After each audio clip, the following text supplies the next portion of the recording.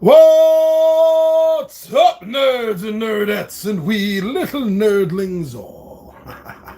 It's your buddy Big John and G for Two Gun Picture presents Legendary Gaming. Yeah, you know how much I like doing these live feeds. The Mondays to give the shout out for the month that we just finished up. I really do. I love doing these. They're so much fun.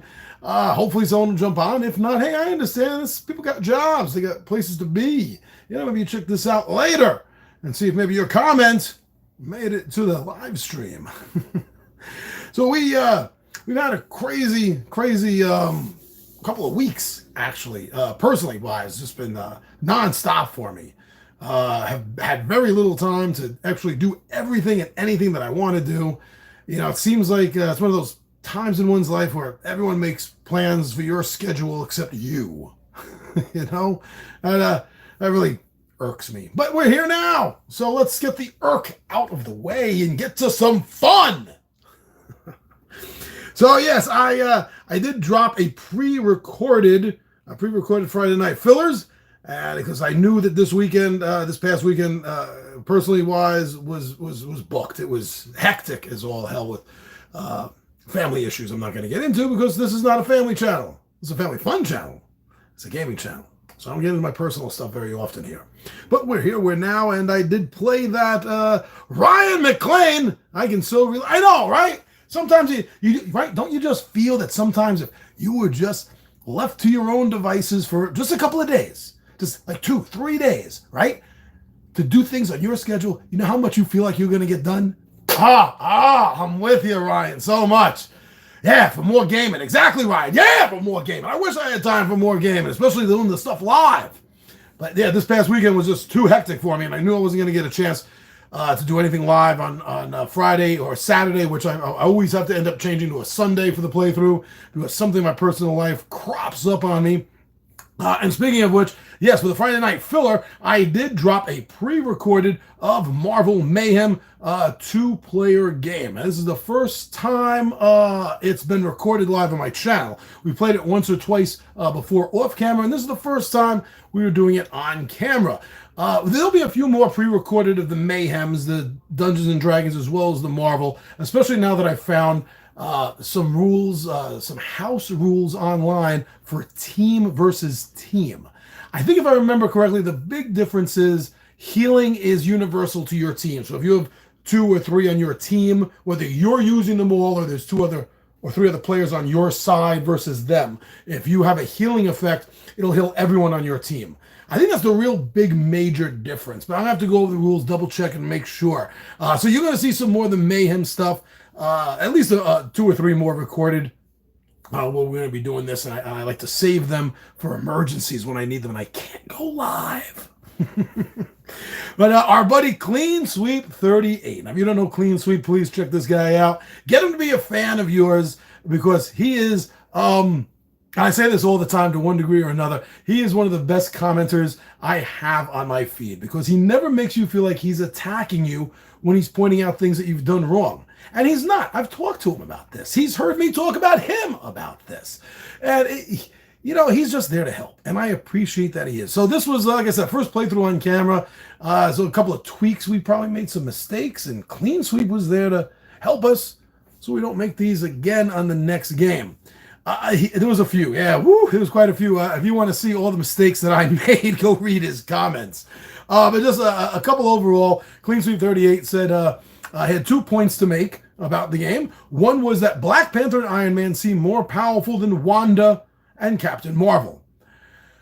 Yes, I agree with you on that, generally speaking. And I can't think of what it is off the top of my head, but Wanda has like one card that I really thought was a bit OP, in a good sense, obviously, when I was playing her.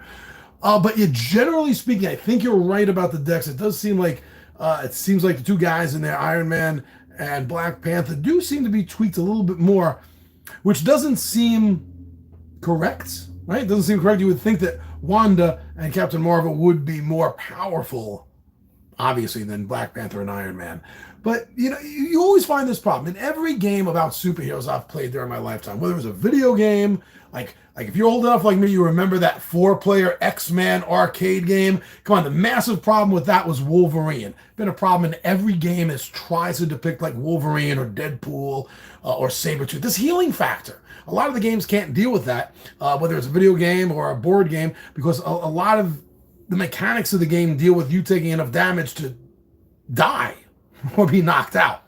And you can't really do that with those kind of characters. So I've always had problems with how the powers relate in a game, whether a board game or a superhero game. There are always going to be problems. It's always going to be wrong.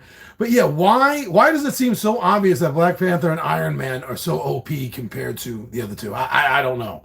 I hope they have some more expansions coming out. I hope they follow suit like they did with Dungeons and Dragons Mayhem. You know, like another mini expansion, they don't have one, a mini expansion with another guy and girl on it, which is how they'll do the balance, to come out, and then a big collector's box with some villains in it, like they did with Dungeon Mayhem. I'm just assuming that that's the route they're going to go.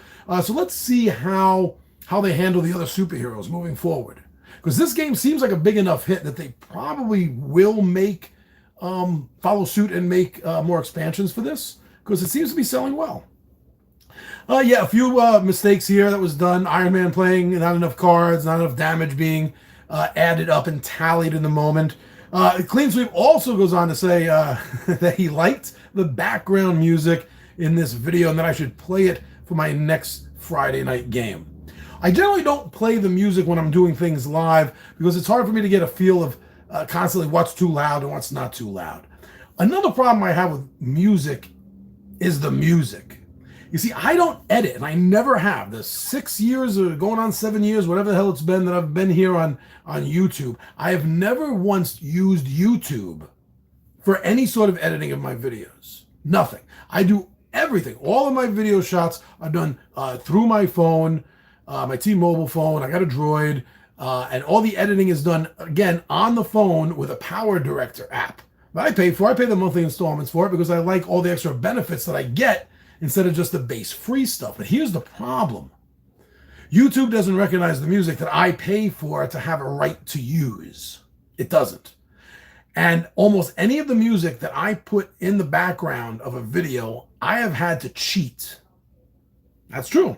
And I say it like that because I'm paying for this goddamn service.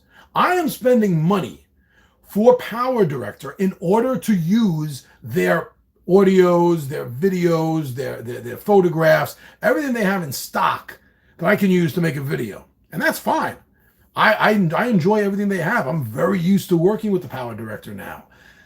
But the problem is none of the music is registered by YouTube. So whenever I drop anything, I get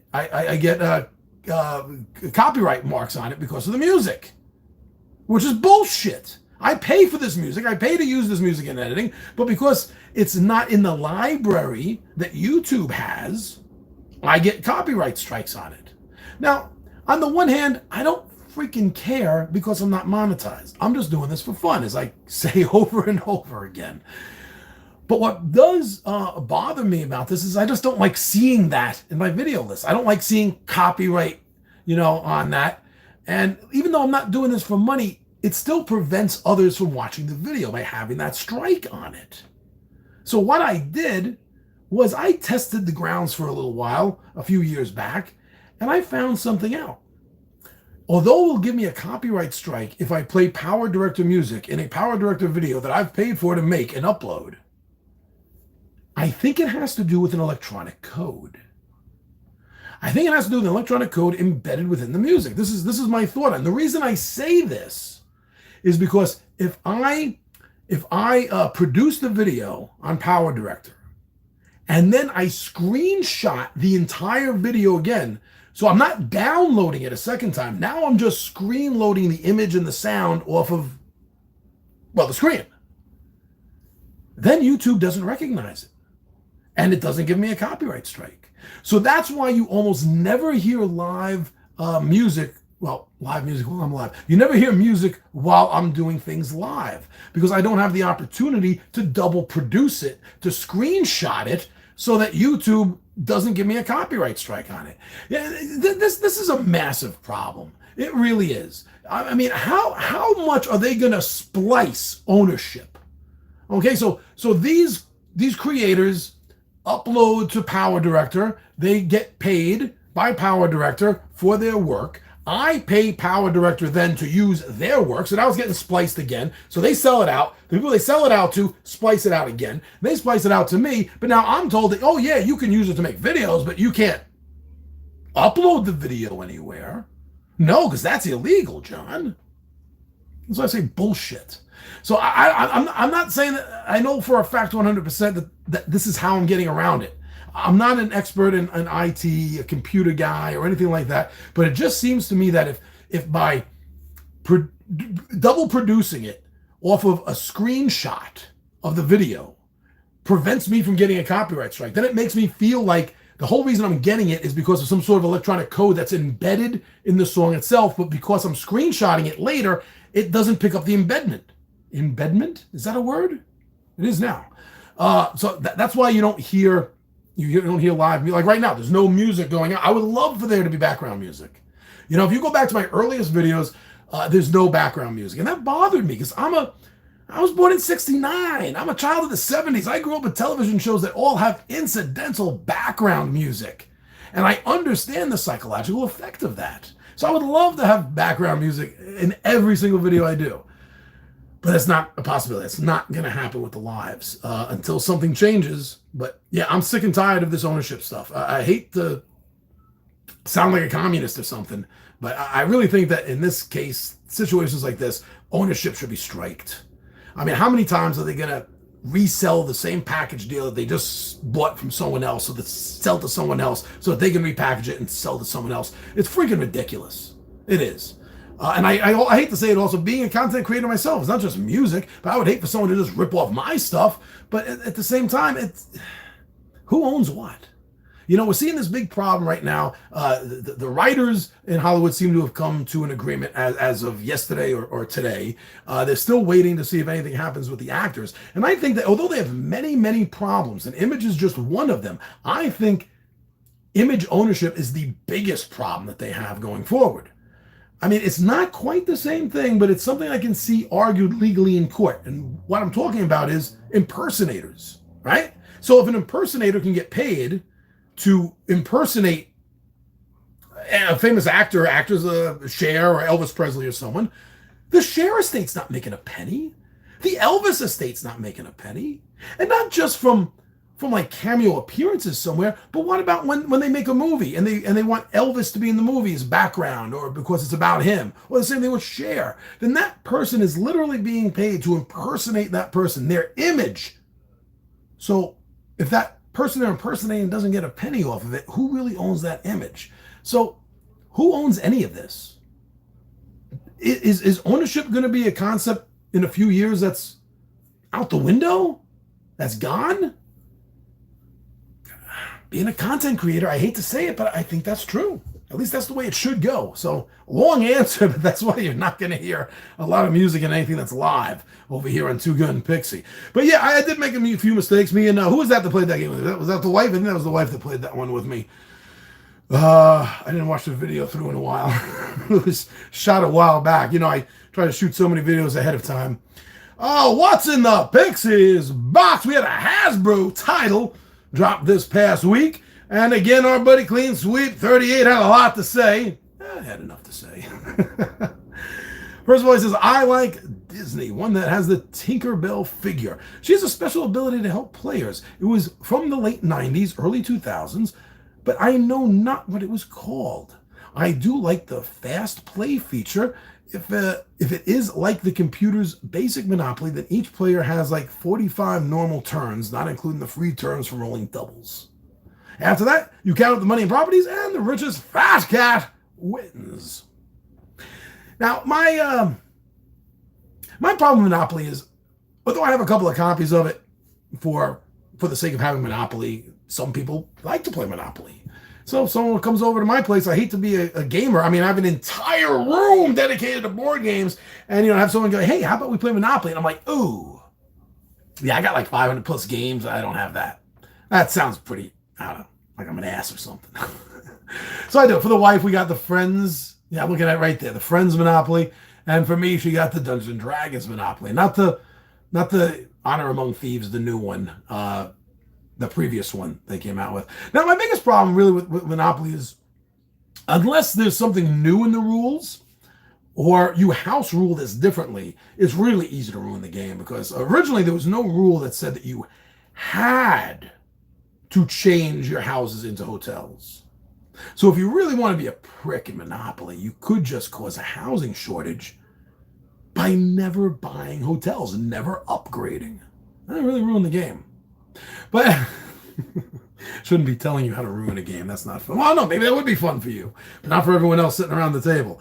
But he also, Clancy also goes on to say that they could have made the hotels look like castles and the houses look like cottages. You see, now this is a big problem I did have with the D&D Monopoly, because in the Friends Monopoly, it looks like coffee cups and the sofa from Central Perk. I like that.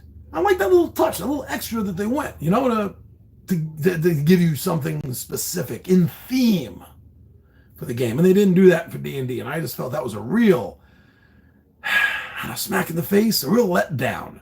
Something very obvious that they could have done, especially since they've done it with other titles, other properties. But they didn't do it there. Yeah, you're right. I didn't know what exactly, but yeah, cottages. Castles I had in mind, but I didn't know what cottages, though. That's a good idea. I like that. Yeah. Now, on Tuesday, I dropped a video on a game that's been sitting on my shelf for years.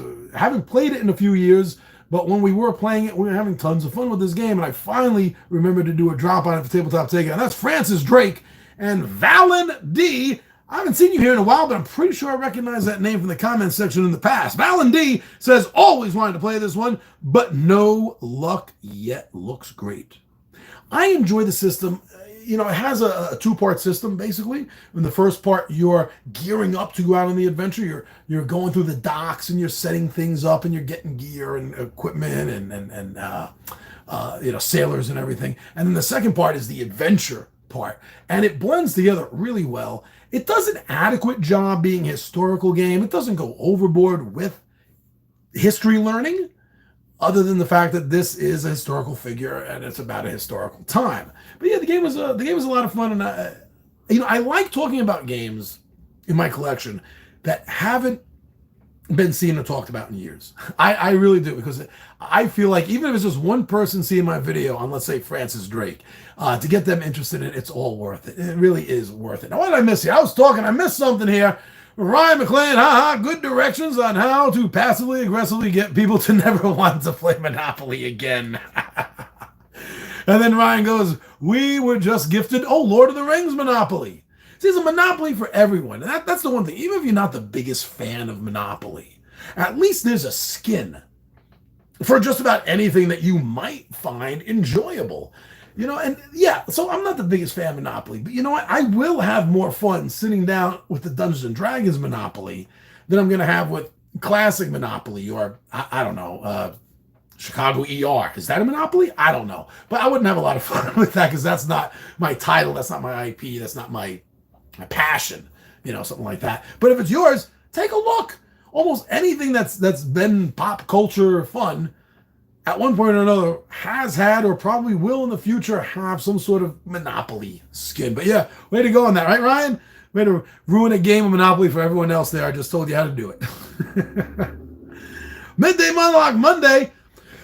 Pardon me. Last week for the fall catalog. So if you're new to this channel and you're still watching this video almost 20 minutes in, first of all, congratulations. Second of all, I do film ahead of time. Wow. Since I am in a position where what I talk about, what I film about, especially since I'm not making money off this and doing this for fun, I can very easily do at my leisure. And that's definitely what happens. I just set things up ahead of schedule. And like, for example, except for going live, I really haven't done, except for a couple of unboxing videos, I haven't done a video in 2 months. Nobody knows. Nobody that follows the channel knows that I just basically took a 2-month vacation from YouTube. And you know why you don't know it? Because I'm months ahead of schedule. I was like 6 months ahead of schedule. I'm about 3 months ahead of schedule right now. But my unboxing videos, oh my God, it is so sad. My unboxing videos, I'm like 2 years ahead of schedule. So if I, God forbid, drop dead tomorrow or the mothership picks me up and takes me away from here, you're still going to be watching me on YouTube for like 2 freaking years. I swear I'm the only one on YouTube that does this. Nobody on YouTube has as much advanced material as I do. Woo! So for the fall catalog, what I do is every if you're new here, every season, I will give a 3-month overview of what you can expect on this channel. And most of the time it's pretty spot on. I'm not necessarily cult of the new, but sometimes a new title comes out that I want to rush the camera right away. Well, I'm telling you right up front that as soon as the rest of my Marvel Zombies gets here in a few weeks, 4 weeks? For the East Coast of America, we're talking about 4 to 6 weeks maybe until it starts shipping out. I'm probably going to push things around on the schedule and get them up right away because I am just so hyped for that. And the same thing, in about a month or two, there should be the new, right there, Return to Dark Tower, Covenant. So I'm probably going to try to rush to get that right away. And I know the beginning of the next year, the end of this year, Q4, Q1, Hero Quest has a new mini hero expansion out with a monk. So I'm probably going to rush that out right away also. But yeah, I don't rush things out right away. I just let things sit and simmer for a while. In fact, if you watch some of my unboxings coming up over the next year, just look at the background. That'll tell you how old some of the videos were. When you see how different, how massively different with some of the older unboxings that are just in the queue, just waiting, and have been waiting already for like 2 years to drop. I'm insane. I'm completely insane. This is how you track me. Watch the background. Watch the shelves. And see, this is live. So this is the way the shelves look right now. This is the way they look. This is my light. Hello. This is the way they look, and you can definitely track. That's the best way to track how up to date one of the videos of this channel is look at a live feed like one of these Mondays, and then compare it to the next video that drops. Because I do intros in just about all my videos. Not all of them, but most of them. Most of them enough that you're going to see the background. So keep your eye on that. That's how you track. That's how you track how old the video is on this channel. But okay, so anyway, with the 2GP fall catalog of 2023, Shogunstein has 2 comments, and he's always around. Please check his channel out. He does more than just board games. He talks about board games. He also talks about other things, other items. But one of the things about board games, if you're not familiar with Shogunstein, he does these colorblind tests.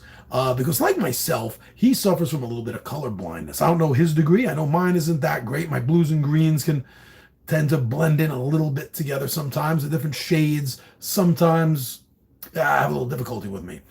But he does some really good videos on the different levels of color blindness with some of these board games. So yeah, please go check out Shogunstein. He's great. 2 comments he left here is the number of Zombicide games for sale at the used sellers market is staggering. Of course, he's mentioning this because I just mentioned I got the Zombicide coming for Marvel Zombies. It's the first Zombicide game that I've actually bought. But yeah, you're right, Shogunstein. There is a lot. In fact, they just announced DC Ceased, the DC version of Marvel Zombies. And they're planning on doing another massive, huge, highly expensive, if you want everything, Kickstarter, just as they did for the Marvel Zombies. Please go take a look at Marvel Zombies if you have no idea what I'm talking about money-wise. I lucked out. The stars all fell into place. I had already been saving money at this time that I backed Marvel Zombies. I'd already been saving money for a while because I knew I wanted to do something big on Kickstarter. I wanted to be part of some massive Kickstarter game system. And that's why I was saving up money to see what came along. And sure enough, I had about $400 in saved, and the Kickstarter dropped for Marvel Zombies. And at first, I'm like, okay, this is great. Seeing what they have out right now and assuming stretch goals get hit, there'll be another item, maybe 5 or 6 other items on top of this. Cool, I got this. That's not the way they ran the Kickstarter. Every 2 days, another box dropped. Not part of the stretch goals, another box for you to just outright buy. So, okay, get some more of my money. Another couple of days go by. Oh, yes, I need the Spider-Man Sinister 6 box too. So here's some more money. Another couple of days go by. Oh, yeah, I need the Fantastic Four box also. So here's some more money. And next thing you know, it's up to $600. I was $200 over budget. I'm still proud that I did it. I'm proud that I had this chance to be part of this one big, massive, Kickstarter. And, let's not get into the whole plastic thing. I'm not into that political conversation right now about plastics choking the planet and everything. And I don't know what the reason I'm not in that conversation is I don't know what the alternatives are, right? The flat plastics, which look cool, are still plastic. Cardboard is made of paper. We have a paper shortage that no one is really talking about. So there's not a lot of good answers to this. So just go with the ride. Will you just relax and go with the ride? That's what I did. But so there's no way I'm going into DC ceased. Oh, I can't. Even if I had been saving up money for another big, massive Kickstarter event. No, I just can't. No, I think I'm done. I think being part of a couple of big Kickstarters, like the Return to Dark Tower, the Hero Quest, and the Marvel Zombies, I think that's enough. And also, just think about the fact that I have over 500 games. Besides what you're seeing behind me, I got the RPG wall in front of me with an entire shelf, 5-level shelf of Warlock tiles. And I have a video coming up I got to shoot about that. I'm not happy. Want me to get into a little bit right now?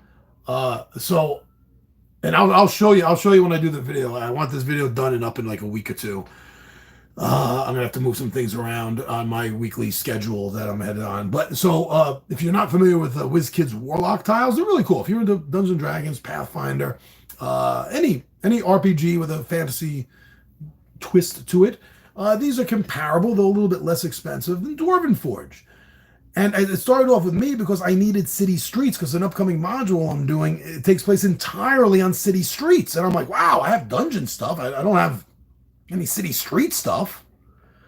And I fell in love with the Warlock street scene so much that I said, okay, let me see what else they got. Because I wasn't crazy about the 1-inch walls that Warlock comes out with, but I saw they had 2-inch walls for dungeon and for the wooden buildings. I know what I'm doing.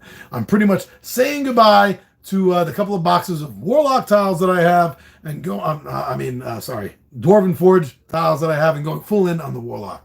And that's what I did. You want to take a look? I've spent thousands of dollars. Look at that. Look at that shelf. Thousands of dollars right there on the Warlock stuff. And then finally, I get one, and I'm going to show this off in the video that I make. It's going to go up in a week or two. Which one was it? It was for the Town and Village set. The Town and Village 2 set. There it is right there. Town and Village 2 full height plastic. No, that's not it.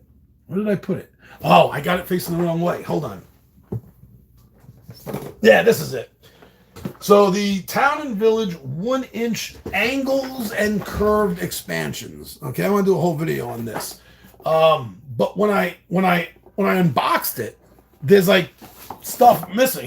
This is like thousands and thousands of dollars here. And then I come out and I do the unboxing, and there's 2 empty slots right there in the middle. Right there in the middle. 2. And what are those? Those are the 1-inch curved exterior walls. Right there. Right there. See, they're missing. They're missing. You know what they are? They're these right here. Let me show you in the picture. So, these right here. These curved walls right here. That's what they are. Completely missing. Again, after showing you what I just showed you, thousands of dollars over the last several months that I've spent on their products. So then this shows up at my house. And I got it through Amazon. I got it through Amazon. But although it was Amazon, it was the WizKids store on Amazon. So I open it up and I'm like, what the fuck? So I go online and I see that WizKids has something to get in touch with them about problems. And it says right there not to make a second ticket. Make one ticket per problem. You'll either get answered or you won't. So I made a ticket. And let me send it back in. It went out. So I made a ticket. I sent it in. Explained to them what happened when I opened the box. And this was, as of right now, 3 weeks ago. No answer whatsoever. So then I went directly onto Amazon. And I left a complaint on Amazon. No answer whatsoever. Nothing. So I'm going to be doing a really nasty video in a couple of weeks. It's going to drop all about how you cannot trust WizKids. Once they have your money, they laugh at you and kick you in the throat and spit in your face. That's my experience with WizKids. Is that they're just going to kick you in the throat after they get your money, spit in your face, and laugh at you. And then they're going to call up your mother and they're going to laugh at her. Yeah. So thankfully, I have 5 more WizKids pieces that are either on their way coming into me or that I'm just about to order. And then I'm done. I'm not spending another penny at all on WizKids. Yeah, Ryan, right? Disappointing. Bummer to hear that. They have no care whatsoever. Their customer service is a goddamn joke. I've worked with small publishers that are, man, you send them an email, there's a problem, they answering you right away, that same day. And they're ready to help you. Like, oh, what's your problem? Oh, you're missing a piece? I'm really sorry about that. Let me make it up to you. But WizKids, they get a complaint, they laugh at you. They probably went online, found me, printed out a picture, and they're probably laughing at that picture that they have up on their break wall right now. That's how WizKids treats their customers after they have their money. Yeah, how much nastier is this video going to be when I make it its own video? Oh, just wait and see. Wait and see how I'm going to tear fucking Warlock and WizKids apart for this bullshit. So how did we get off on that tangent? Oh, here we got off on that tangent because of Zombicide. Wow, that was a left field moment. Shogun Steen and Floyd Mays, 8858, our buddy from Germany. Both had comments on our Friday Night Filler from a couple of weeks ago when me and Ron played Alien Fate of the Nostromo. I noticed that our buddy Clean Sweep didn't make any comments, so he either didn't watch that video or he did everything right. What we have to say is Shogun says, fun game, but ultimately too much like Horrified, in our opinion. Fair enough. It is very much like Horrified. I like the building aspect, though. I like the fact that you can take scrap pieces and you're using them to build other items. So it's not just as clear-cut as the Horrified games where you're collecting an item and that item itself will be used to defeat the monster. With this, you have to take the items and make something out of them. I thought that was a nice little touch, difference in the game. Both games, is suffer the right word? I'm going to use it anyway. Both games suffer from the fact that you don't really die. It's like Pitfall Harry. You just keep going. Yeah, you might lose your items. Yeah, you might have to start back at a specific spot in some of these Horrified type games. But you just keep on going unless the monsters win. Unless the freak factor goes up, the Horrified track, and it caps out. Then otherwise you're just going to keep going and going and going and going. That's my problem with Alien, Fate of the Nostromo, and the Horrified games. But speaking of Horrified, like in a couple of days, their new game is dropping, if you haven't heard about it, and that is Horrified Greek Monsters. I'm looking forward to seeing what kind of differences they're bringing to the mechanics in this game, as well as how much different the monsters and the mini games are. Now, that's one of the things I really do enjoy about the Horrified games over the Alien Nostromo game. Oh, you see it's right behind me, right there on my shoulder, right there. Is the fact that each monster in the Horrified games is its own cool little mini game action that you have to complete and solve. And it doesn't really have that in the Alien game. I mean, I guess sort of with each different mission you have, and therefore you learn through your missions what scrap you have to turn into what items at what room. but it doesn't give that real mini game feel that the Horrified does. So maybe I can see your point there, Shogunstein. Or maybe I just need a few more games of Alien under my belt. Floyd Mays says, one of my absolute favorite games. Floyd Mays from Germany, our buddy number 8858. It says, I had a lot of fun with it. You can see in the video, me and Ron enjoyed ourselves playing it. And you'll be seeing more videos of us playing that game. You'll probably see some solos of me at some point dropping as well. If you're a fan of the movie, I think the game sits better as a player.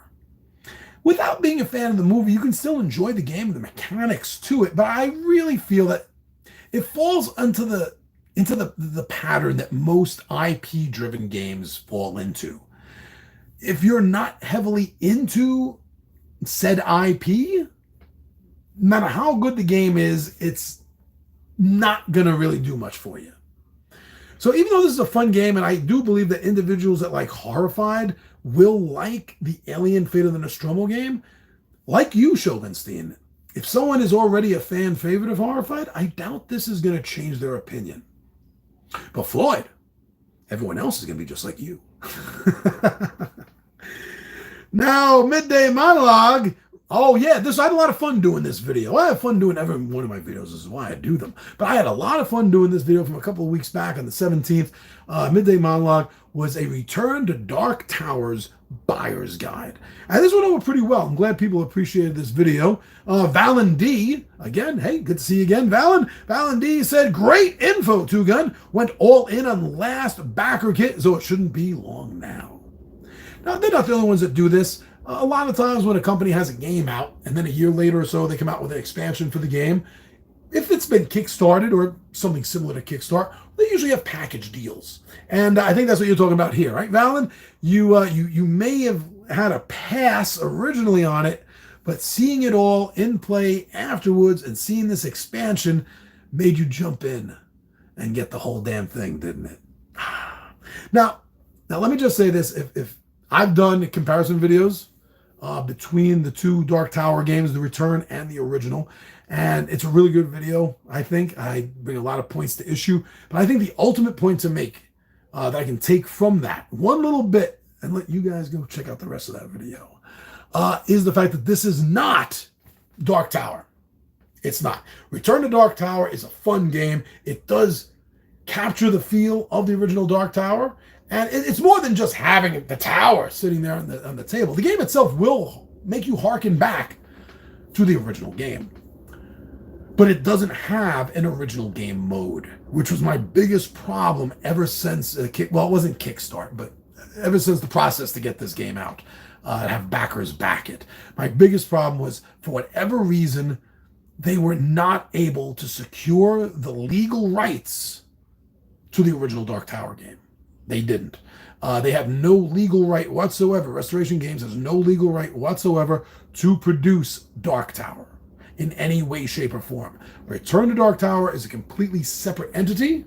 And like I opened this up with, you can't even play the original mode. There is no Dark Tower mode to play in Return to Dark Tower, which is one of the saddest things. I really thought that, now the entire game is app driven. You can't play the game without running an app. I had originally hoped that you could play the original game without the app. That the original game would be built into the hardcore system. No. So if somebody out there is really interested in Return to Dark Tower, and they may not know this, this is a really, really important point to know. You are not going to be able to play the original game. If you want to play the original game, there is a really fun, perfect, I never do this, but it is chef's kiss perfect app game that I have on my Droid. I don't know, there must be a version available for iPhones and stuff, but I have it for my Android, and it's called Droid Tower. And there's two modes to play. You can play it as the entire thing, the game board and the tower, or if you have the game board and you're missing the tower, or your tower is broken, you can use the app just as the tower. Amazing. So if you're missing the original Dark Tower and you don't want to spend the hundreds and hundreds of dollars that these collectors and fixer-uppers charge on like eBay and stuff, check out the Droid Tower or whatever the iPhone version of that would be, and you're gonna feel like you are playing the original. I'm telling you, 100% perfect, beautiful app. The port over is just great. But yeah, Return to Dark Tower, you will not get the Dark Tower experience. You will get a similar, but not the original experience. And another Friday night, Phyllis, from a week before. Oh, no. Ow. Wow, that Buyers Guy was from a couple of months ago. Wow, that comment is from, that video was dropped on 7/17. But a couple of Fridays ago, we did Tiny Epic Galaxies. And I want to get the gang in to do a Beyond the Black, because not everyone in the group has played Beyond the Black, the current gaming group. Planesweep38 said, I like this game best, speaking of which, with Beyond the Black. I do play solo, but not solo mode. I just play a two-player game, playing both sides. I like the pilots and exploring unknown space. So what do you all think about that? Because this has been something that's been on my mind before in the past, but I never go through with it on camera. Never really go through with it off camera. The whole concept of taking a two-player competitive game and just playing it solo. Playing the two or more sides individually yourself just to see, I don't know, which team you can do best with. Is this a cool concept? I'm not asking sarcastically, because if it is a cool concept, then who knows? Maybe that will open up some more games for me to solo, right? During my Friday night fillers or Pixie playthroughs. The ideas cross my mind, and sometimes with dice games I do it using you can't see, you only see his head right there, Foo, using our man Foo to roll some dice. But other than that, I've never really tried to do a game, especially filming, of two-player competitive or just one player. Yeah, I could easily do that. If people don't think that's a cop-out, sure, I'll do that. Good thinking, Clean Sweep. Oh, wow, I actually have... Oh, this is from our buddy Kyle. That's why, our D&D buddy, the Kai. So Kai had actually, you may be one of the very few people, Kyle, to actually comment on the poems. If you don't know everything about this channel, on Monday, Wednesday, and Fridays at about 4 p.m., I drop a D&D specific poem with some cute little visuals to back up the words. It usually runs about a minute long, really quick. And there was one about recently called Of Gnomes and Elves, Pranks and Pride. And in this, our buddy Kyle, who in our D&D game runs an elf, and Ryan, the Rye Man, runs a gnome. So Kyle had to say, if Rinrick tries to prank Thandor, Thandor's favorite enemy might go from orc to gnome. No answer from the Rye Man. He's willing to just let this sit. Oh, this yes, another buying guide. I've done a few buying guides. I've done a few buying guides for games that I'm really, really into. And this, from the 11th of this month, Midday Monologue, Dungeons & Dragons Cooperative Adventure System Buying Guide. If you're a fan of Dungeons & Dragons, the role-playing game, and you don't know their adventure system, their cooperative adventure system board games, I'm not surprised. But it's a fun system, especially now with the later games. The most current game, Dungeon of the Mad Mage, has advanced the system up to level 4. It does have a slight old school basic to expert feeling with the level caps, but it's a good system to play. It builds upon itself. In fact, what I love the most about the D&D adventure system, we had a comment I'll get to in a moment. What I love most about it is how it's all interactive together. Everything interlinks together. Not only can you use any character class from any of the games, from Castle Ravenloft to Wrath of Ashardlan, to The Legend of Driss, Temple of Elemental Evil, Tomb of Annihilation, Dungeon of the Mad Mage. You can use any of those character heroes in any other game. But not only that, each of the character classes, the heroes, they each have class cards. So when you're picking your characters, you're tweaking them a little bit individually, because you get to choose which cards you're starting with in your hand. And the cards are the abilities. Some of them are at will, some of them are once a day. You get to choose. You get to build your hero, your character. And that is something that really brings the game together, I think. And also, if you wanted to, and I really don't see this a lot, and I admit I'm just as guilty because I haven't done it, but if you want to, you could take all these boxes and create your own campaign setting, your own game, your own module of events and activities. It's great. There was an earlier game that came out that coincided with 3rd edition. And it came out in England from Parker Brothers, and it was called Dungeons and Dragons, the Fantasy Board Game. Oh, Fantasy Adventure Board Game. Let's get it right. Dungeons and Dragons, the Fantasy Adventure Board Game. And this, unlike the Dungeons and Dragons Adventure system, this was a one versus all. You needed a DM type character to run it. That was the best D&D board game ever. It really was. My God, they came out with 2 expansions for it, and nothing ever again. That should have been what the D&D cooperative adventure system became. It should have been built off of the Fantasy Adventure board game.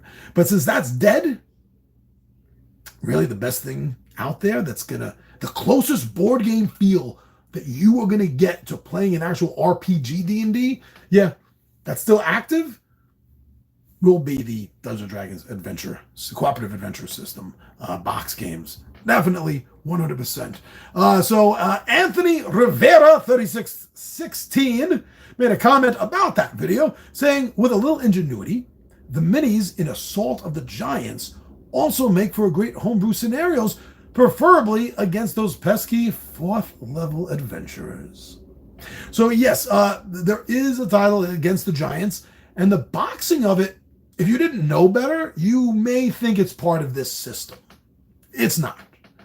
But yes, definitely Anthony Rivera is correct. You could do that. And as I also, I'm almost positive I pointed this out in the actual video itself, is that there is another system they came out with about 5 boxes for before Castle Ravenloft box game came out. And they were Command. I think they were called the Command something. And there was different boxes. There was one that was all orc-based about Grumsh. There was one about Cormyr, if you're a Forgotten Realms fan. There was one about Undead. And these all had painted minis, unlike most of the other D&D board games. But it is completely 100 compatible with the adventure system, the cooperative adventure system. So that's cool. I haven't gotten any of those yet because they're a little bit expensive, and I have other things that I'd rather get at the moment. But if anything ever comes about, I would definitely add those Command games to the cooperative adventure system titles. Oh, Carl, what's this? Colbington. I like it so much I wore it. That's what I said in the intro of the video, was I had a D&D shirt on. I love D&D so much I wore it. And apparently, Colbington, have I seen you here before? I don't recognize that name. Thank you for taking the time to watch the video and taking the time to make a comment. But yes, I liked it so much I wore it. And apparently, you really liked that comment. Slideshow Gaming a few weeks ago on Dinosaur Island Totally Liquid. If you're a fan of the Dinosaur Island game, Totally Liquid does ramp it up. It almost feels like a lot of the aspects, the rule mechanics should have been in the core Dinosaur Island game, but they weren't. Probably for money. When this happens, it always makes me feel like things are divided out just so they can have an extra charge. Right? That's the way I feel. I'm not saying that's what happened. Just saying that's how I feel. But yes. So, where are we? Oh, Totally Liquid. Looks like a good game, a good one to play with the family. It is. It is actually all the dinosaur games, and not that I have a hell of a lot, but all the dinosaur-based games I have are really family-friendly. I mean, Tiny Epic Dinosaurs, which is a great, Tiny Epic version of Dinosaur Island, plays well and is a great family game. Triassic Terror is another dinosaur-based game that I have, which actually takes place in dinosaur times. It's fun and it's family-friendly. I have not seen a dinosaur game that isn't. even the ones I don't own. Tiny Epic Galaxies Friday night. Wrong Warrior 3009. Haven't seen you in the comment section for a few days. Said that you found Tiny Epic Galaxies to be an interesting game. Does that mean that that was your first experience seeing it? I'm not quite sure I follow that quick 2-line comment, if that implies that this is, I broke a cherry for Tiny Epic Galaxies, or if you know of it and you were just adding your comment that you find the game in general to be interesting. But you also gave a comment. Oh, another comment for the poems. Another comment for the poems. 2GP D&D Quote the Bard. And this one is for Home of Legends, the Epic City of Greyhawk. And Wrong Warrior 3009 said, that was awesome. Told us a whole story about how the city of Greyhawk went from dire situations to glorious uprisings. I really, I'm not the kind of person that toots my own horn a lot, but I've really, really been having so much fun getting back into writing poems. I haven't written poems since the 90s. Back here in New York City in the Lower East Side, I was a regular monthly contributor to a newspaper called the New York Hangover.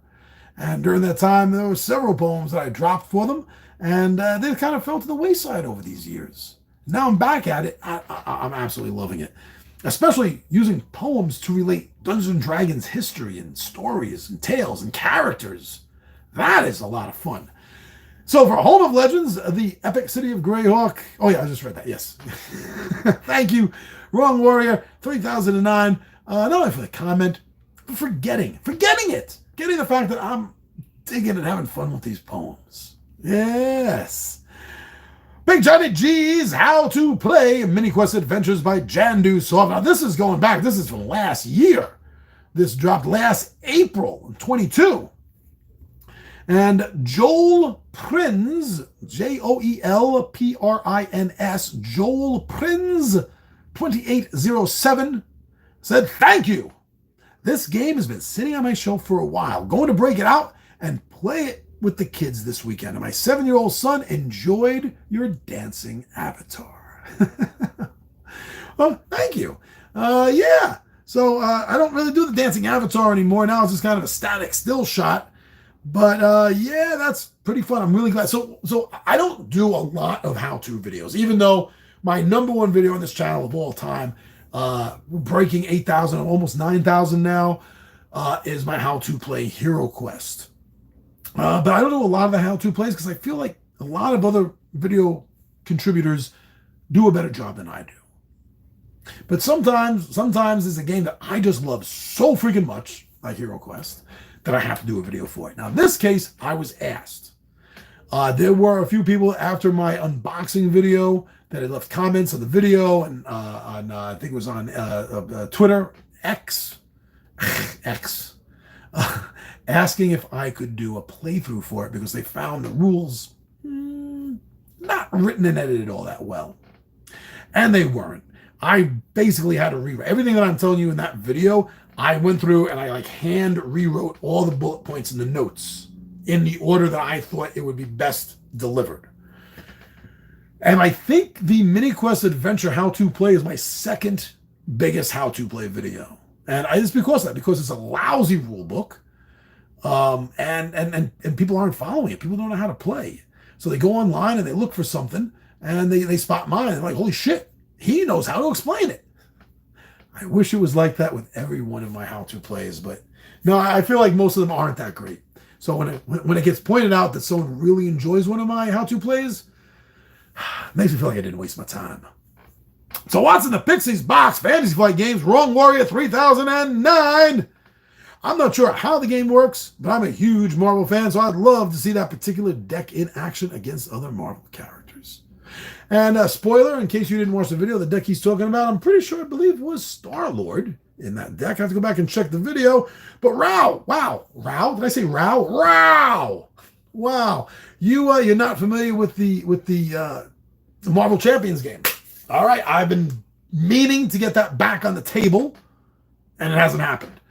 I've been wanting to get that back on the table. See, now, one of my problems, I love this game. Marvel Champions, the card game, I absolutely love. But after playing more and more and more games cooperatively, as opposed to the massive amount that I started with all doing solo, although I still like solo, I really prefer the multiplayer mode.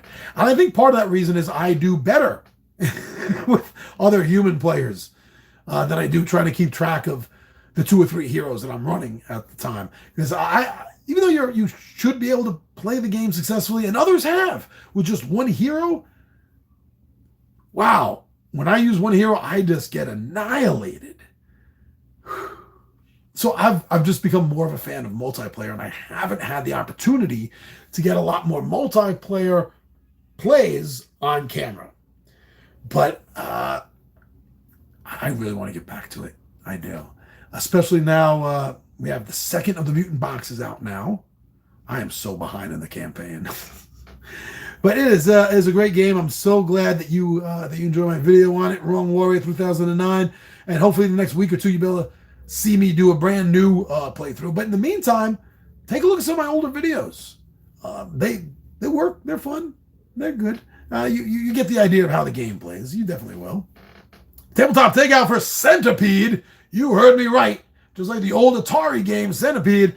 Wrong Warrior had 2 comments on that. Not sure how they do it, but I would love to see a Galaxion or Robotron game. Ooh, Robotron. Galaxion I was only so of a fan of back in the days when I was a kid, but Robotron I played a lot more.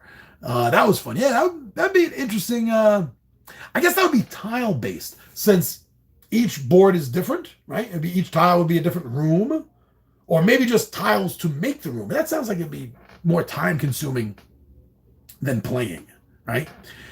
How would they do that? Not sure, but tiles. That's got to be where they would start. Definitely, tiles is where they should start. I remember Centipede, Wrong Warrior 3009 also says, really fun game. I remember the first time I played it and it broke in half. The Centipede. You know, what was I, 7 years old or something? I put the quarter in, I played the game, I shoot, and I hit the centipede right in the middle. It turns into like 2 centipedes. I was like, what the hell? This made my life harder. Oh, back in those days. There's so many old video games. If they're going to be turning video games into board games, Rolling Thunder comes to mind. Who remembers Rolling Thunder? That side scroll but dual level. You could like, jump up to the balcony, or you could jump back down to the main floor, and the doors would open up. I'd like to see that as a game. I'm not very big on car racing games in general for board games. I don't think they translate that well, but if you're going to do one, come on, let's do Spy Hunter. Oh, there's so many great video games we can go back and attempt, at least, to make into fun board games. And people of my age category, if we're board gamers, we'll probably end up buying it out of sheer nostalgia. Nostalgia moves a lot of games, I think. Yeah, Midday Monologue, what's up, September? So this is going all the way back to the beginning of the month when I was giving a shout out to what's going to happen in the month. If you remember the beginning of this video, I talked about I do this for the seasons. I'll give a 3-month shout out for the season. But I also do that at the beginning of every month. Give a shout out what you are going to expect here on this channel. Unless something comes up at the last minute to alter the schedule. You always know what it's going to be. Wrong Warrior again. I like the Tales of the Table. I would love to watch an actual game session. All right, so we do have a Tales of the Table coming up this Thursday, just a couple of days. Part 10. And I think it only ran 12 or 13, so we're just about at the end of it. It's going to cap out for the end of the year. But then we're going to be continuing after Forge of Fury. We're going to be doing some more. I have a 3-part. I just want to give the players a palate cleaner, so to speak. They've been playing these good characters for an entire year straight. So I want to give them a palate cleaner. And before we jump back into our main campaign with our good characters, I'm going to give them a three adventure shot using evil characters. I already have the story planned out. It takes place in Greyhawk's past when Astarak was still a general of who was it, Vecna, and the forces of war going on. That's where I'm placing it. I'm placing it in that time period. It has nothing to do with our current campaign. It's not going to have any effect on it whatsoever. It's just its own little universe. And you'll hear about that. Let's see what the gang has to say about playing evil. Now, as far as filming an actual game session, that's probably not going to happen. I've watched enough RPG playthroughs, D&D playthroughs. Who here remembers Nerd Poker? right? I've seen enough of that I don't want to deal with, you want me to be honest here?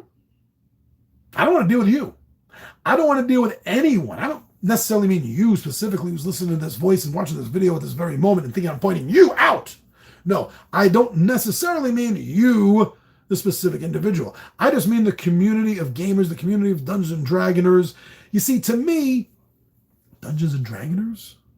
You see, to me, I grew up with Moldvay's Basic, going right into Gygax's Advance. I DM more old school than most players. I'm very Gygaxian in my DMing style. And I don't mean that just because death traps and death monsters at every turn. No, I mean rule-wise. I don't want to spend the time having to go through every little house rule that me and the gang are comfortable with, we know about, we don't talk about it, think about it anymore because it's first nature. I don't want to have to go through that and make a video explaining to everyone, this is our D&D house rules. This is how we are now running our our 3rd edition / AD&D inspired campaign game. I don't want to be bothered with comments about you got this rule wrong or I do this rule differently. I'm not going to sit there and deal with that in the comments section. Not because I'm a wallflower, I'm a snowflake, quite the opposite. I can take it. I just don't want to get involved in having to defend myself. And by not answering, I feel cowardly. So I'm just not going to be running. Now, what we will be running, I think, and it may be this Saturday, fingers, tails, and toes crossed, my friends, I think we will be actually filming a playthrough of Star Wars Imperial Assault. Yeah, it's not an RPG, it's not D&D, but it is a board game campaign RPG light style game. And we've already run 2 missions. The Ryan Man is running us through it, so I actually get a chance to take a break and enjoy playing instead of running the whole show. And we lost miserably. Oh, first 2 games we lost miserably. And I know the first one we lost because we didn't charge the door fast enough. And Ryan got replacement stormtroopers that he placed right in front of the door. So we should have been past that door 2 turns earlier than we were. And we would have won. But we did not assault that door fast enough. And in the second one, so then Ryan got a side quest since he won it. And he brought in a side quest in order to bring in General Weiss and his second personal ATST into the adventure. And we lost that one at the very last minute, the very last turn. We lost that because of me. I know it was because of me. I know it. Because that last turn, I got injured. There was only 2 of us injured. Now, if you're not familiar with the game, if the Empire player injures all 4 of the characters, the Empire character wins. And 2 of us were injured. I was set up in a room away from the others by myself. I got separated, securing an area because we had to secure. It was like capture the flag. We had to secure certain areas. But I knew we had 1 turn left, and I just said, "Fuck it," and I stepped out of the door to take down one of his stormtroopers. There's no need to do it. There's no experience in this. I just did it to be a badass, and because of that, I learned my lesson. He got another soldier in there on me, which was close enough range to hit me. If I had been further back, instead of coming out to take the shot and then going back only as far as I could go with the rest of my movement, instead of just starting with my movement and getting as far away as possible while still being in that area, his range would have missed me. Rye would have missed me. He would have hit the other. He would have hit, I think the other one that needed to be hit was Ron. So that would have ended that turn with still one of us, me being uninjured. That was the last turn. We would have won. It was me. It was me. You can tell how much this bothers me. But I think we're going to try filming that this Saturday, partly because we have a full house. There's 6 of us, and you can only play up to 5 in the game. So I think I'm going to sit back. I'll let Rob run my character, one of the Jedi characters. Well, that Jedi is one of the Force characters. I'm using her. I'll let Rob run that character, and I'll film. How's that sound? I'll film the game. But as far as the D&D, yeah, the Tales from the Table is the best you're going to get because I refuse to put up with all that BS from people that played differently. I'm not dealing with that. Oh, wow. Almost at the top here. So, Fantasy Flux and Slideshow Gaming, Wrong Warrior 3009 said, I just realized that I've played this before. It's a really fun game. You forgot? How fun could you have found it if you forgot you played it? Come on. I'm just busting your chops. Take a look behind me. I'm sure there's games over the years I've played that I forgot about. That were fun too, you know? But I'm glad that I reminded you about how fun this game is. And as far as Flux games goes, this is the closest you're going to get to Dungeons & Dragons Flux. I really wish that Hasbro/Wizards of the Coast would make some sort of deal with Looney Labs and let them do a Dungeons & Dragons Flux, but that's not in the cards. Both pun intended and not intended. That's not in the cards, at least not now. So if you want to play Dungeons & Dragons Flux, the best you're going to do is Fantasy Flux. But it's good. It pulls from some D&D tropes, along with some, Lord of the Rings tropes, some Lion Witch of the Wardrobe kind of stuff. You're going to find a lot of fantasy homages in this deck. Oh, wow, this is going back so long I wasn't even dating my videos back then. This is pandemic days. This is like 2020 this is going back to. 2 comments from Jared Lermaguian. And he said, now that I watch this video and bring such nostalgic memory on the infancy of the game, I can't believe how far the creator has gone since then. I hope he has. I did enjoy this game when I was first playing it, but I did have problems with the game the more advanced that I got into it, to the point where I stopped playing. And now it's been so long, I refuse to even get back into it. One of my biggest problems was, while testing the game, I made a lot of problems, a lot of mistakes, and I felt like I wanted to start over. Now, I don't know if they've changed this since then, but I made a comment, and the earlier videos, the creator was commenting back. He was really enjoying the fact that I was doing these videos for him and examining the game and talking about it. And even the creator had no idea, no understanding of why would you want to start over again? It doesn't make sense, John. No, why are you even bringing that up? Why are you even putting that in a video? Because I felt like starting over. Have you never read a Choose Your Own Adventure or Endless Quest book? Which is basically all this game is. Yeah, I want to start over. I made so many damn mistakes, from everything from just places going, people talking to, things that I did, mapping mistakes. It was such a hot mess. My decision was either give me an option to start over, or I'm not playing this anymore. And the creator had no idea what I was talking about. No concept or idea why anyone would ever think about starting from scratch again. So he refused me the opportunity to reset it. So I stopped playing it. So if you're enjoying the Dark Citadel, kudos to you. I'm not going back to that game. It's way too, at least at the time, the game and the creator were way too railroaded for me to deal with again. But Jared also made another comment about this game saying, hello, guys. Death Gun here. I'm still currently a regulator in the dark side down and wanted to update you guys on some changes and questions about powers and classes and things like that. I know this video has been posted a while ago and the infancy of the game, but the game has evolved a lot since then, and the only way to get powers is to level up to level 200 or more. Now the level cap is unlimited. It used to be kept, It used to be kept, if I recall correctly, it used to be kept at level 250 or actually level 50. I'm not sure. That's a big difference. Are you not sure if it capped at level 50 or level 250? How do you not know that? I mean, that's a huge difference. That's like saying, oh, that burger I bought at McDonald's cost me either $5 or $50. I can't remember. Really?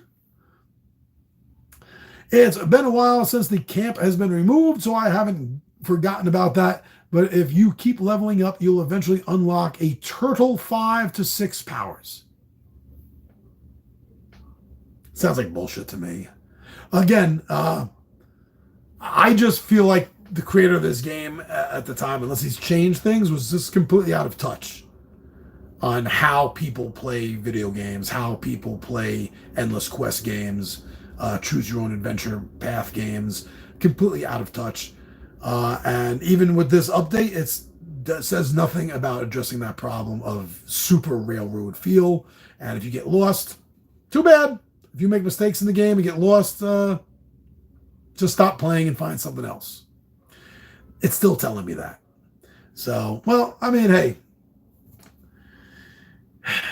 it's people out there that like everything, you know? So some people are a little choosy. Another one for the poems.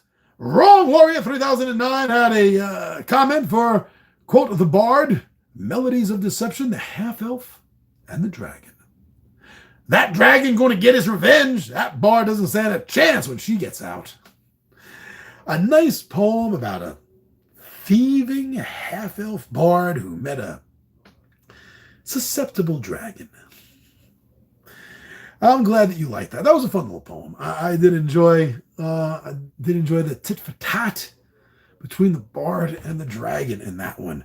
Big Johnny G's 5 favorite from the end of last month of my 5 favorite Marvel games.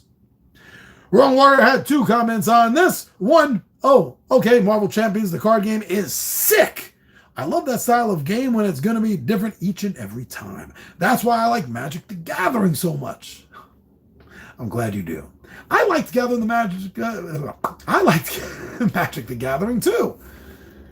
Until Ron's brother Rich got so upset at my Plague Rat deck. Yeah, I was having trouble winning a game, so I cheesed. And I know the game has changed a lot, but if you remember the original concept and the original cards of Magic the Gathering, you know what I'm talking about when I said that I put together a Plague Rat deck. I just had to pick and tweak to win one game. I just wanted to win one game. And I annihilated Ron's brother Rich. I mean, it wasn't even fun. He just got everything. It was just bang, hit, bang, hit, bang, hit, because I got all these rats out. He got so upset, knocked his soda purposely. Just boom, knocked his soda all over my cards, wrecked my entire deck. So that's it, I'm done with this game. And I looked at our buddy Zeke, and me and him been running the game days, and I said, yeah, I think I'm done with Magic, the card gathering. It was between that, and it was also the you know what I'm talking about. It was the Cold War. It happens every time a collectible card games, these battle games, is, you know, you say to your friends, okay, we're not going to go crazy. Because we all know one friend that will spend $100 a week on these cards, where you and me might be buying a pack a week. And this guy's buying bricks or boxes of bricks at a time. You can't keep up with another player like that. They are going to have all the cards, the rare, difficult cards to get. They're going to annihilate you. That was another reason why this whole chasing down cards. No. In general, I'm done with all collectible card games. It's got to be a living card game for me. I'm not chasing down crap. I'm not spending all that money. I spend enough money on games as it is. I don't need to spend more on trying to beat you to getting all the best rare cards. Wrong! Warrior 3009 also said, as far as my 5 favorite Marvel games, he said Marvel Zombies looks awesome. It does. That's why I got it. But I've said this before in a video too, at least one of the videos, so I'm not sure, maybe you've heard me say this or not, but I'm not a fan of Marvel Zombies. What? You spent like $600 on this, John. Yes, I did, because I'm a fan of Marvel. And because, like I said, at the time, when I was talking about this a little while ago, I wanted to do something big and massive. But who was it? Kirkman, right? The guy that created Walking Dead was tapped by Marvel to create Marvel Zombies. That's the massive amount of bullshit that he had to write around to say that, you know, that a zombie plague will affect every single superhero in the universe, not just the planet Earth, but every single person and superhero, no matter where they are in the entire timeline, continuity, multiverse, anywhere at all. That's just so forced. I mean, the idea that people like Franklin Richards, whose entire power is to alter reality to a degree that Scarlet Witch cries over. He's so much more powerful than her. Can he just wish this away? No. No, he can't. Can anyone that alters reality change, heal, alter, get rid of the zombie? No. No, there's literally no power in the entire universe. Doesn't matter if you can alter reality. It doesn't matter if you're a cosmic being or if you're infinity itself. No, there's no power in the literal multiverse that can stop the zombies. How does everyone not see how forced that is? Really? Everyone with healing abilities, it doesn't work. Anyone with reality altering powers, it doesn't work. It's sad. It really is sad. It is so forced. None of it makes sense whatsoever. And yet is one of the most popular titles Marvel has ever had. Was the concept of all of reality turning into zombies. Crossing over to other multiverses to consume them and turn them into zombies again and again and again and again. Nobody understands how ridiculous this is, how forced. That's why, on a personal level, I can't stand Marvel Zombies. It makes no sense whatsoever. Even in the cartoon, you saw the cartoon on Disney Plus. There were so many things about that didn't even make sense. How did Ant-Man bite Captain America's neck? Well, first of all, yes, I understand that even at tiny size, he has full height strength. But if the biggest bodybuilder in the world can't bite through chainmail, which is what Captain America's armor is. How the fuck did he bite him? How did he turn Cap into... Yes, other zombies could have, but that's not how they did it in the cartoon. It was Ant-Man, as an ant, who bit through the chainmail armor somehow and bit through it deep enough. An ant bit through it deep enough to get the flesh. Not only to get to flesh, but get to the bloodstream. No. Everything about Marvel Zombies is bullshit.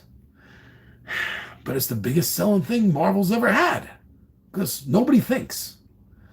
But I got it anyway, because I wanted something huge. I love Marvel. And the idea of having, getting this Kickstarter, 10, 11 boxes worth of crap.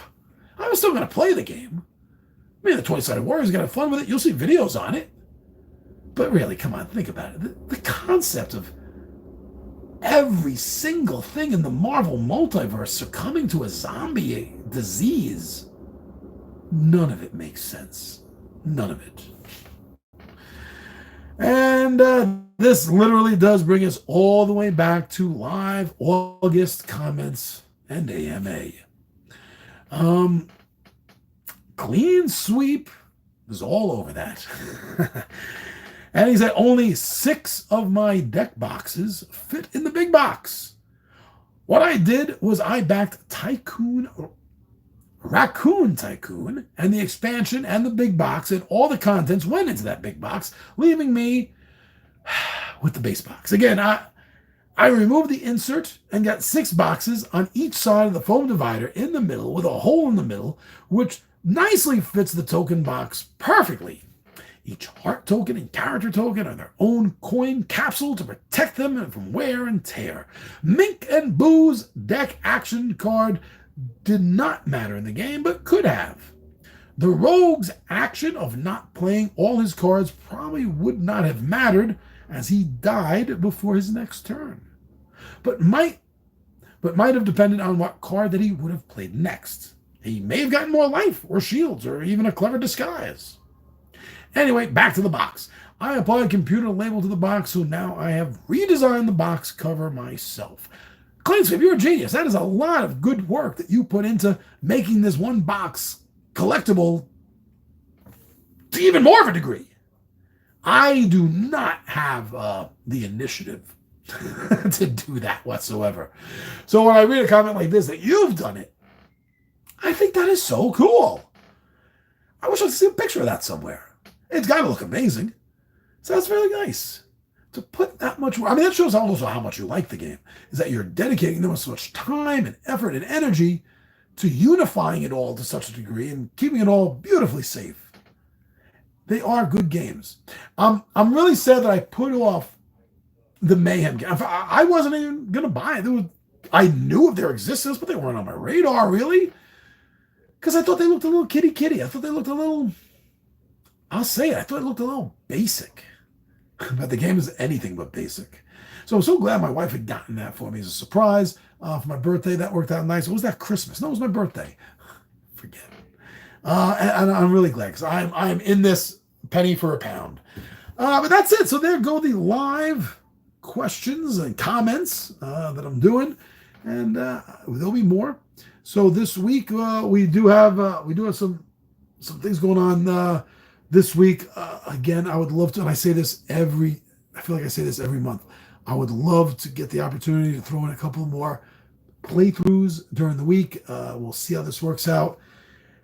I know I have a lot of catching up to do because my schedule was so torn out of my own hands these past couple of weeks, especially today. But let's see what I can do. I definitely got to get Marvel Heroes back to the table. Maybe I get the guys. See, I want to get the guys into doing a campaign for this, and that I would film. If I can get the guys together regularly enough, even if it's just once a month, to sit down and start a campaign for Marvel superheroes, oh, that'd be great. So, like I enjoy saying, fingers, toes, and tails crossed, my friends. All right, thank you for joining me here for this hour and just breaking 20 minutes here. Thank you for joining me. I'm your buddy Big Johnny G for Two Gun Pixie Presents Legendary Gaming, and I am out of here.